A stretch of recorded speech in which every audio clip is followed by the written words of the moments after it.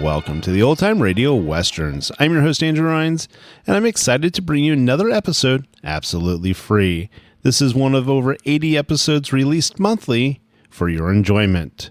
Now, let's get into this episode. Now, as gunshots echo across the wind-swept, snow-covered reaches of the wild Northwest, Quaker Puffed Wheat and Quaker Puffed Rice, the breakfast cereals shot from guns, present Sergeant Preston of the Yukon. It's Yukon King, swiftest and strongest lead dog of the Northwest, blazing the trail for Sergeant Preston of the Northwest Mounted Police in his relentless pursuit of lawbreakers. On, King! On, you huskies! Gold discovered in the Yukon. A stampede to the Klondike in the wild race for riches. Back to the days of the gold rush. With Quaker Puffed Wheat and Quaker Puffed Rice, bringing you the adventures of Sergeant Preston and his wonder dog, Yukon King, as they meet the challenge of the Yukon.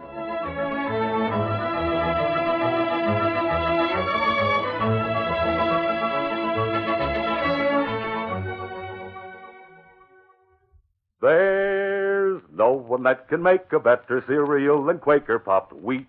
It's neat.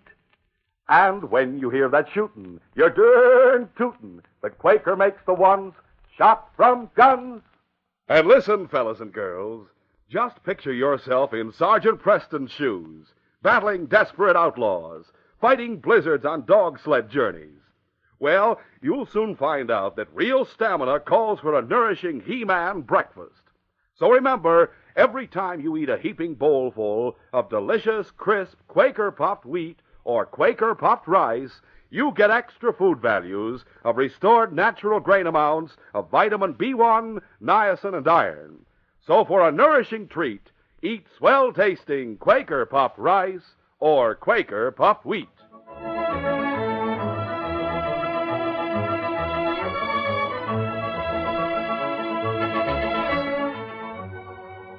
When he returned to the town of Porcupine from Dawson, Dr. Tom Granite was wearing civilian clothes for the first time in nearly 10 years. He had held the rank of assistant surgeon in the Northwest Mounted Police and had resigned from the force to establish himself in private practice. Tom looked forward eagerly to seeing Mary Ramsey, the banker's daughter. Oh, you huskies. Oh, there. Leaving his dogs and sled, Tom hurried around the rear of the house. As he passed the partially opened window of the lighted library, Tom glanced inside. What he saw made him stop abruptly. Young Jim Ramsey, the banker's nephew, was standing in front of an open safe. He wasn't aware of the fact that his uncle had quietly entered the room behind him. When John Ramsey spoke, Jim spun to face him. Leave that cash alone, Jim. What? Uncle John, I thought you were at the bank. Everyone thinks I'm working late at the bank. I left by the back door of the bank and came into the house from the rear. Why, how'd you know I'd open a safe tonight? I've been watching for several nights. I knew that sooner or later you would try to take more money. I know about your gambling losses, Jim. For the last 3 months, you've been covering them with cash from that safe. All right. You've caught me. What are you going to do about it? I ought to turn you over to the Mounties. To Doc Granite? Granite's more of a doctor than a policeman. Besides, he went to Dawson to resign from the force. He's resigning because he wants to marry your daughter. Mary's going to marry Pete Euclid. Oh, you'd like that, wouldn't you, Uncle John? Pete's made a rich strike. He's a wealthy man. But Mary loves Tom Granite, and she'll marry him. She'll never marry a penniless ex-Mountie with nothing but a degree to his name. I'll see to that. She'll marry whom she pleases. You can't stop her any more than you can stop me. I'm leaving. You're not going anywhere, Jim. Stand back or I'll blow your head off. Threaten me with a gun, eh? I'll do more than threaten. I'm leaving here, and I'm taking the cash from the safe with me. I'll take that gun. Let go. Drop the gun, Jim. Not on your life. Let go.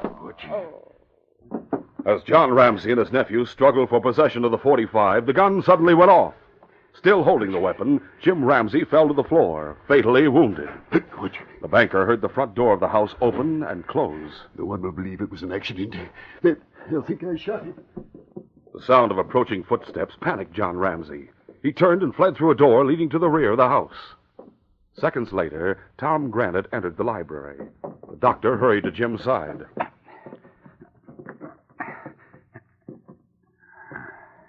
Dead. Tom Granite took the gun from Jim's lifeless hand.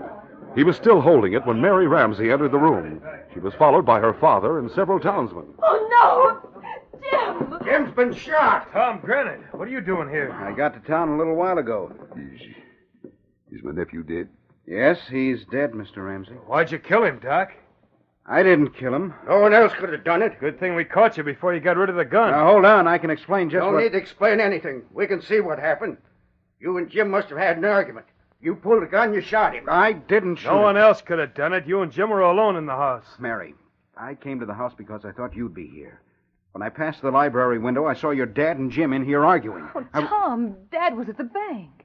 What? He wasn't at home. He's been working late every night this week. Tom Granite realized that John Ramsey had led everyone to believe he'd been at the bank. He knew Mary expected him to explain away the suspicion of murder. He wanted to tell her father was lying, that John Ramsey was the one who had had the argument with Jim. But he couldn't tell the girl he loved that her father was a liar. Mary, it would be possible for your father to return here from the bank without anyone knowing. You'll have to think of a better story than that, Tom. You'd better give yourself up, Tom. For what? For murder. So that's how it is, huh?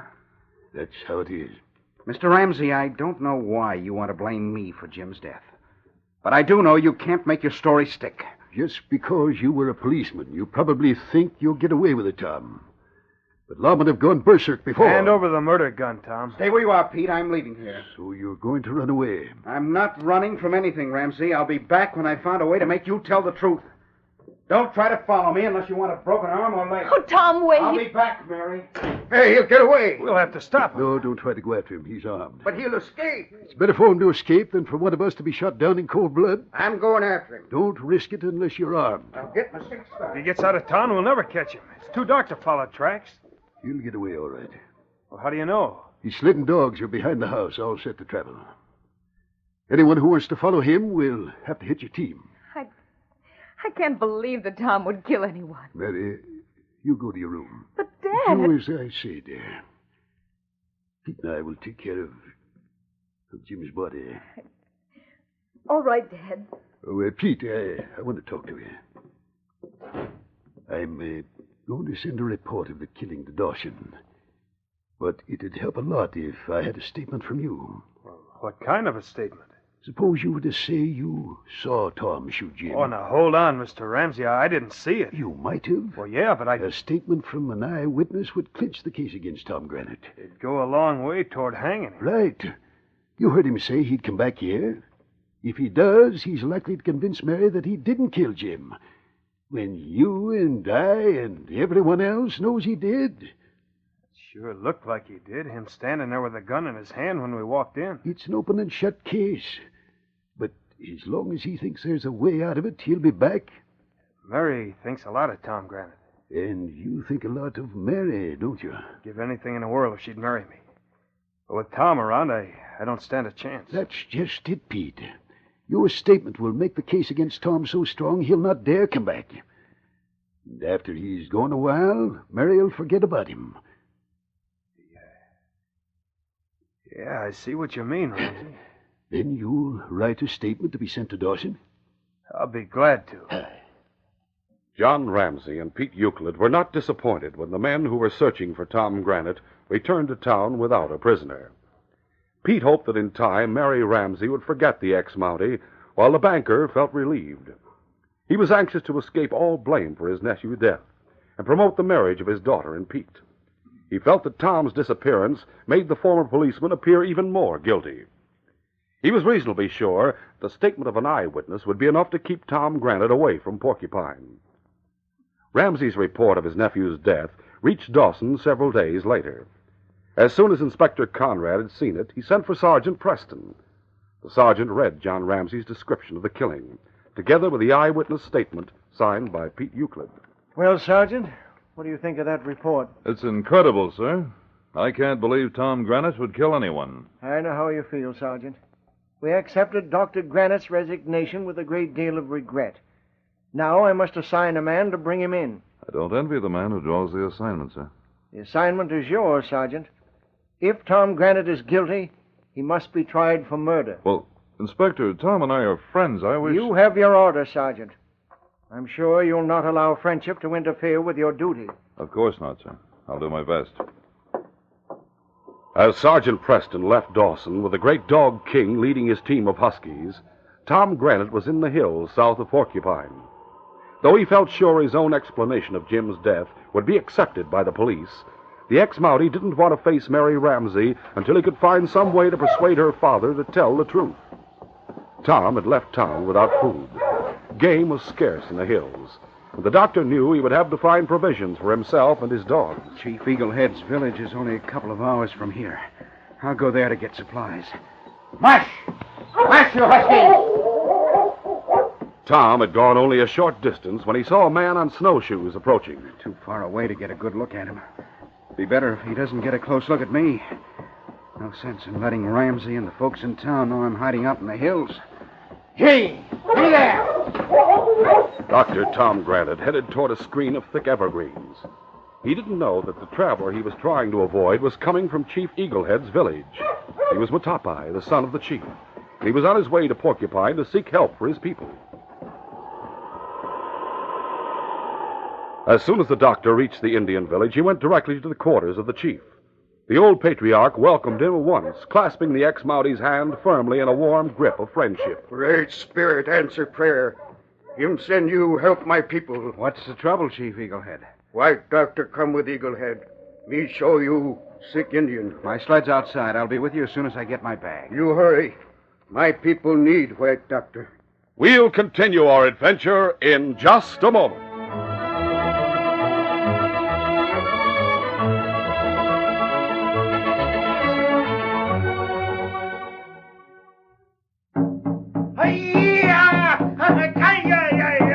Hey, what's up? Who's on the warpath? No warpath.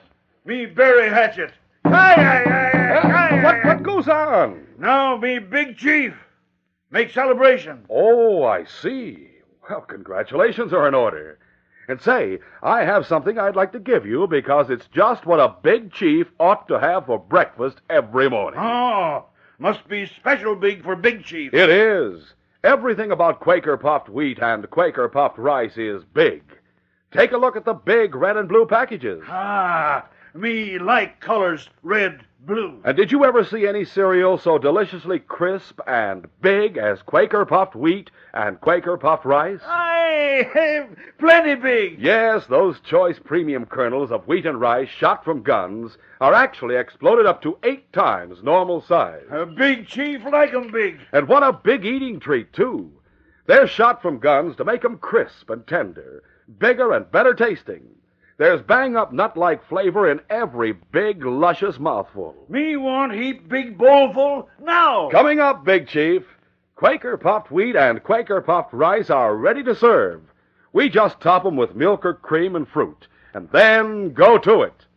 And as all you fellas and girls know, you can always have those second and third helpings, because Quaker puffed wheat and rice are so good for you.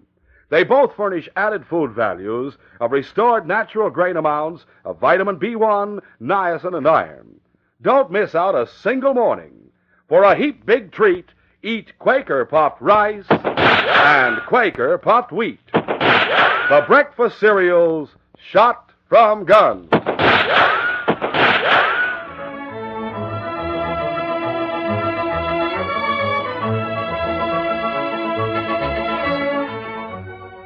Now to continue. It was the next afternoon when Sergeant Preston reached Porcupine. He went directly to the home of John Ramsey.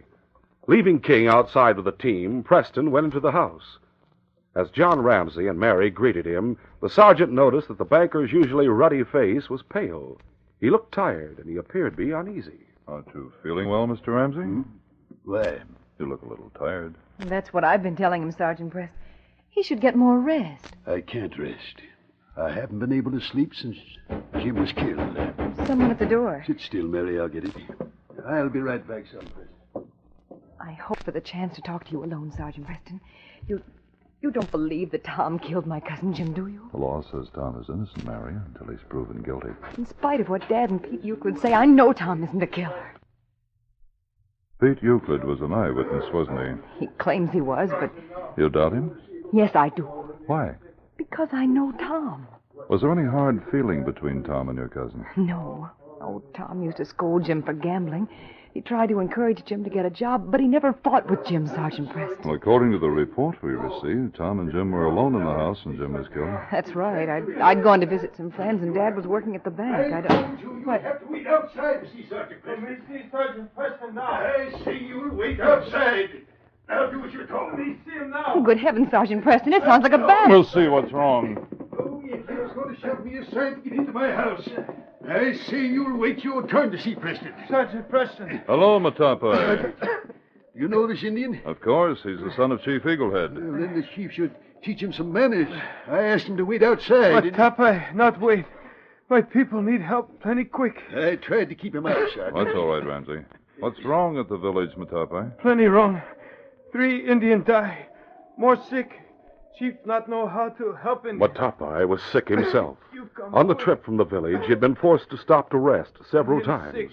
Only a superhuman effort had kept him on his feet until he reached Sergeant Preston. Indian need help. You help? I'll go to the village at once, Matapai. But what are you going to do about Tom Granite? Oh, perhaps Tom will be here when you return, Sergeant. Oh, he'll not come back. You don't think so, Ramsey? Well, I hope he doesn't come back. Why? Because I like Granite.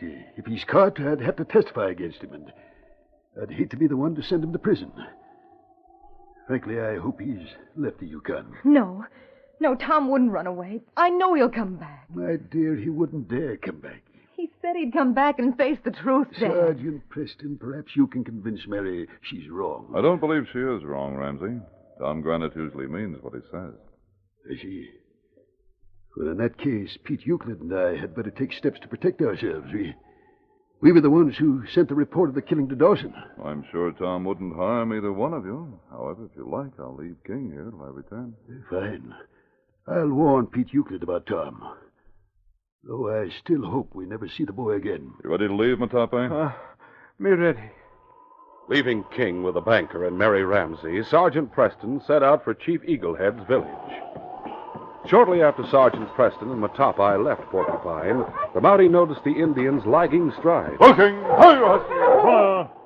Matapai agreed to ride in the sled, pleading as he did so for Sergeant Preston to hurry. My people need help more than Matapai. You hurry, Indian village. Oh, all right, Matapai. The sergeant knew Matapai was ill. He bundled him in bearskin robes, and then... On King! On, you husky!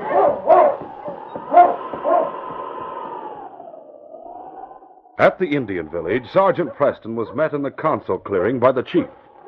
As soon as Eaglehead saw his son, he led Sergeant Preston to the lodge Tom Granite was using for a hospital.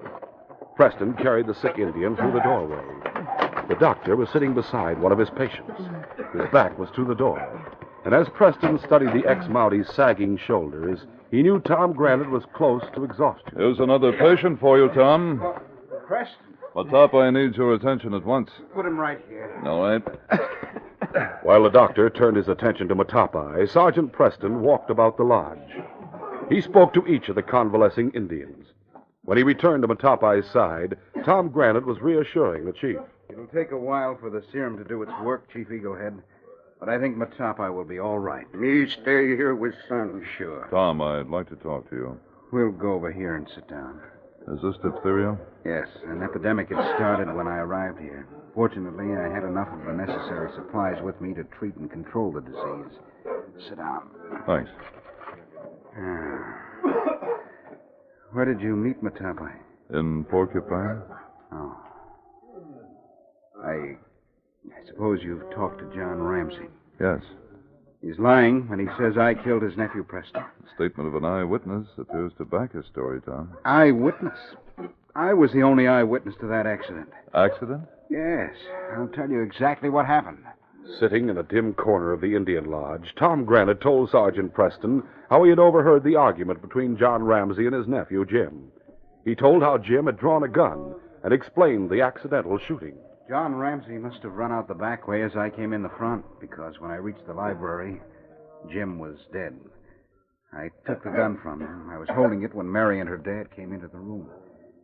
4 or 5 men who'd heard the shot were with them. They accused me of murdering Jim. Why didn't you explain what happened? I tried to, but even Mary believed that her dad had been working late at the bank.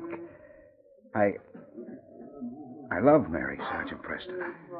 I couldn't stand there and tell her dad was a liar. So you ran away. I wanted time to think. I didn't know anything about an eyewitness. I planned to go back to Porcupine as soon as I could figure a way to make Ramsey tell the truth. Ramsey hopes you'll stay away from town. Of course he does. He doesn't want to admit the truth. He doesn't want people to know Jim was a thief, that he'd set a trap to catch him stealing. I'll have to question Pete Euclid. Euclid? The eyewitness. So he's backing Ramsey's story. You're coming back to town with me, Tom. How soon do we start? As soon as Matapai is out of danger and you've had a chance to rest. Within a few days, Matapai was feeling much better. The worst is over, Preston. I'll not be needed here much longer.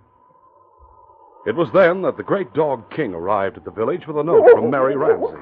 The note said, I am attaching this note to King's collar. Hope you'll be able to follow your scent and bring it back to Porcupine. Dad is desperately ill. No one in town will come near the house to help us because they say he has diphtheria. Matapai was in Porcupine. He was in Ramsey's house. That's probably how John Ramsey got the disease. Good thing you still have some serum, Tom. I'll have to go to Porcupine at once. For John Ramsey? Yes. Let him send to Dawson for serum and a doctor. Ramsey may die before a doctor can be brought from Dawson. That liar deserves to die. Tom, Mary sent King here because there was no other way to get help. She sent the note to you. Regardless of your personal feelings, Tom, you have a duty. You must try to save Ramsey's life. All right. Let's go back to town. With King to set a fast pace for Preston's dogs, the sergeant and Tom Granite arrived in Porcupine early the following morning. Tom went to the sick room immediately. Mary Ramsey sobbed with relief in the hall outside the bedroom. Oh, thank heavens you and Tom are here. No one would come near the house. I couldn't leave Dad to go to Dawson myself. Now, don't worry, Mary. Tom will do everything possible for your father. I know. Don't worry, please. I'm going to see if Tom needs help. All right, Sergeant Preston. Oh, you're lying to me. I'm not going to get better. That serum's going to save your life. I'm going to die. I know I'll die. What's wrong, Tom? He's convinced he's going to die. Sergeant Preston. Hello, Ramsey. Sergeant Preston. Why is Tom Granite here? He's the doctor. He won't let me live. He'll kill me. You don't know what you're saying, Ramsey. Oh, yes, I do. Why should Tom Granite try to help me after what I did to him? What did you do to him? I lied. I lied about him killing my nephew. What about the eyewitness? Pete wasn't an eyewitness. I made him write that statement. Calm down, Ramsey. Take it easy. Easy? How can I take it easy when I know that I killed a man and try to blame you for it? Yes, that's what happened, Sergeant Preston. I'd set a trap for Jim so as I'd catch him looting my safe. He pulled the gun. We struggled. The gun went off. That's how Jim was killed. I don't want to die knowing I framed an innocent man. Why did you lie, Ramsey? I was afraid no one would believe the truth. I thought they'd think I murdered Jim. Try to rest, Mr. Ramsey. Rest? Yes, I'll rest. After admitting the truth, John Ramsey closed his eyes. He slept quietly while the doctor stayed at his bedside. Early that evening, the banker wakened. He saw Sergeant Preston, his daughter Mary, and Tom Granite in the room. Doc, How do you feel? I feel like I live. You slept all day, Dad. It's the first peaceful sleep I've had since Jim was killed. I suppose you'll take me to jail as soon as I'm able to travel, Sergeant. Why should I take you to jail? Well, I told you about the shooting. Yes? I'll probably be tried for murder. Tom told me what happened the night of the shooting. He told you? But how did he know? He was at the library window. He saw the shooting. His statement will clear you of all blame for Jim's death. Tom, will you ever forgive me? Of course, Mr. Ramsey. Don't worry about it. Oh, Tom, I knew you weren't a killer. Killer? He's one of the finest men in the world, man. Yes, I know he is, Dad. Now you just rest. Well, I have an errand to take care of. You'll not need me here, Tom. Of course not. But where are you going? To talk to Pete Euclid about a false statement he sent to Dawson. Then this case will be closed.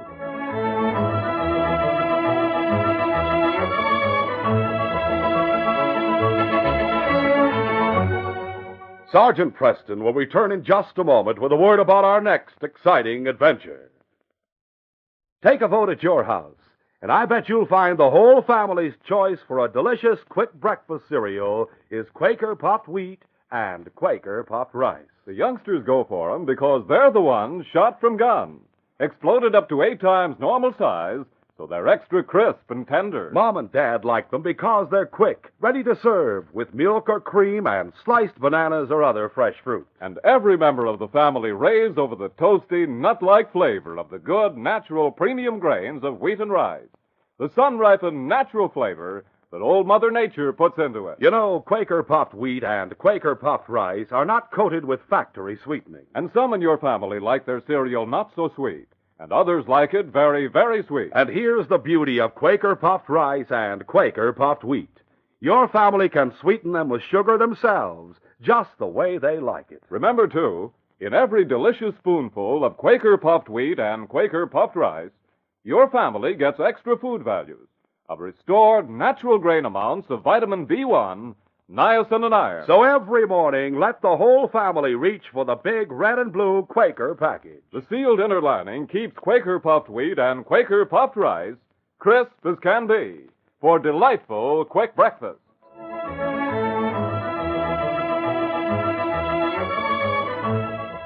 And now, here is Sergeant Preston. Reporting for duty, Inspector. Sergeant, I want you to make a trip to Blizzard Creek. Yes, sir. I've had word that half a dozen of the roughest characters in the Yukon are living there. Men we've had trouble with many times before.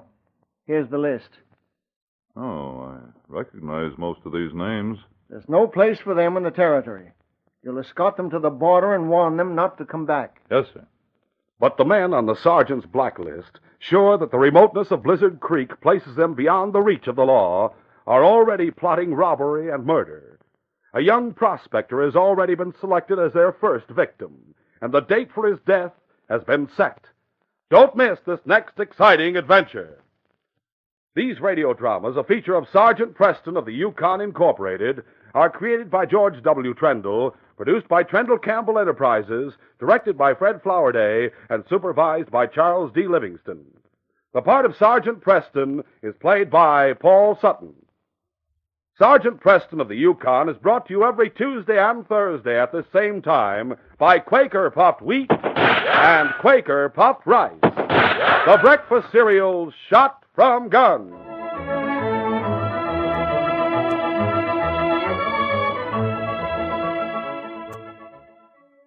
Only Quaker Pack-O-10 has all your family's cereal favorites. A regular cereal pantry. That's Quaker Pack-O-10. And 6 different delicious ready-to-serve cereals. 10 crisp, fresh individual servings. Pack-O-10 and only Pack-O-10 has wheat and rice shot from guns. And Pack-O-10 Olo has the individual packages with the cellophane windows. There's both an inner and outer cellophane wrap to doubly protect that day it's made Christmas. Pick up a pack of Pack-O-10 at your grocer's tomorrow.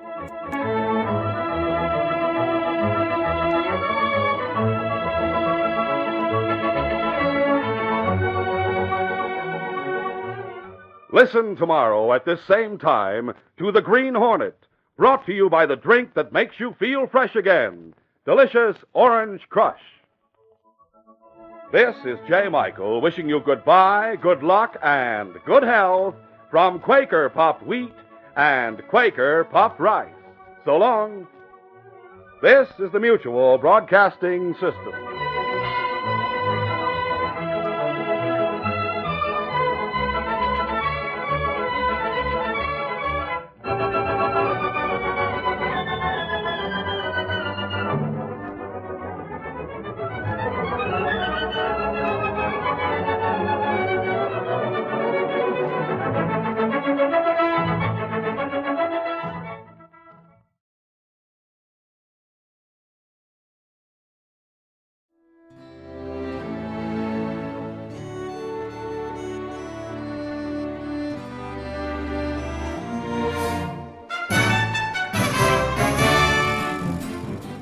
This has been a presentation of OTRWesterns.com, and we hope you enjoyed.